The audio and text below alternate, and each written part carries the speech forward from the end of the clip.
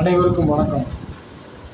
தமிழகத்தில் கூட்டணி ஆட்சி வேண்டும் என்ற கோஷம் நாளுக்கு நாள் வளர்த்து வருகிறது.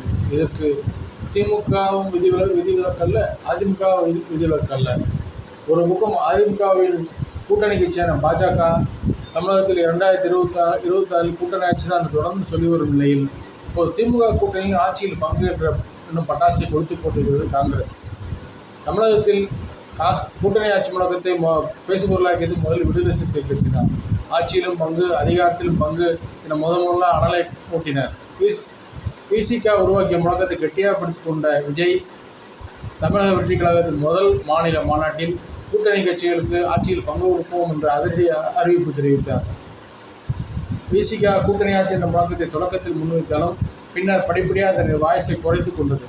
ஆனால் அதிமுகவோடு கூட்டணி வைக்கும் கட்சிகள் கூட்டணி ஆட்சி என்ற கோரிக்கையை வலுவாக எழுப்ப ஆரம்பித்துள்ளன. சிறிய இடைவெளிக்கு பின்னர் அதிமுகவோடு கூட்டணி சேர்ந்த பாஜக தொடர்ந்து கூட்டணி ஆட்சி கோஷ்டி எழுப்பிக் கொண்டே உள்ளது.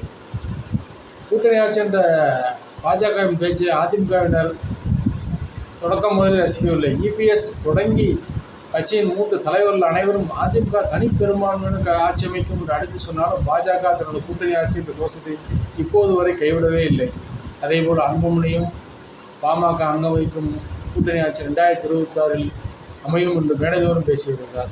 தேமுதிக, புதிய தமிழகம் போன்ற கட்சிகளும் கூட்டணி ஆட்சி என பேச ஆரம்பித்துவிட்டனர். இந்த நிலையில் தான் 2026 சட்டப்பேரவை தேர்தலில் தமிழகத்தில் கூட்டணி ஆட்சி தான் அமையும். அது காங்கிரஸ் கட்சியை சேர்ந்த 2 பேர் அமைச்சர்களாக இருப்பார்கள் என்று காங்கிரஸ் கட்சியின் மாநில செய்தி தொடர்பாளர் திருச்சி வேலுச்சாமி பூகம்பத்தை கிளப்பியுள்ளார். இதனை ஆமோதிக்கும் வகையில் செல்வ பிறந்தையும் கருத்து தெரிவித்துள்ளது. திமுக அணியில் கிளி பிடித்து கொண்டு ஆட்டுகிறது. தமிழக வரலாற்றில் இதுவரை கூட்டணி ஆட்சி அமைந்ததில்லை. எவ்வளோ பலமான கூட்டணியாக இருந்தாலும் கூட்டணி ஆட்சி என்ற முழக்கத்தோடு யாரும் தேர்தலை சந்தித்ததில்லை. தமிழகத்தில் 2006 மட்டும்தான் திமுக மைனாரிட்டி அரசு அமைந்தது. திமுக மைனாரிட்டி அரசு அமைந்தது.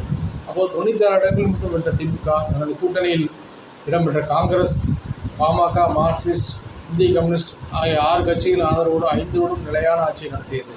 அதற்கு முன்பாகவும் தமிழகத்தில் 2 முறை கூட்டணி ஆட்சி அமையும் சூழ்நிலை இருந்தது. 1980 நடந்த சட்டசபை தேர்தலில் தமிழகத்தில் திமுக காங்கிரஸ் கூட்டணி அமைந்தது. அப்போது தமிழக காங்கிரஸ் தலைவராக மூப்பனார் இருந்தார். அந்த தேர்தலில் காங்கிரஸ் 114 தொகுதியில் போட்டியிட்டது. திமுக அதைவிட பரவாயில்ல 112 தொகுதியில் போட்டியிட்டது.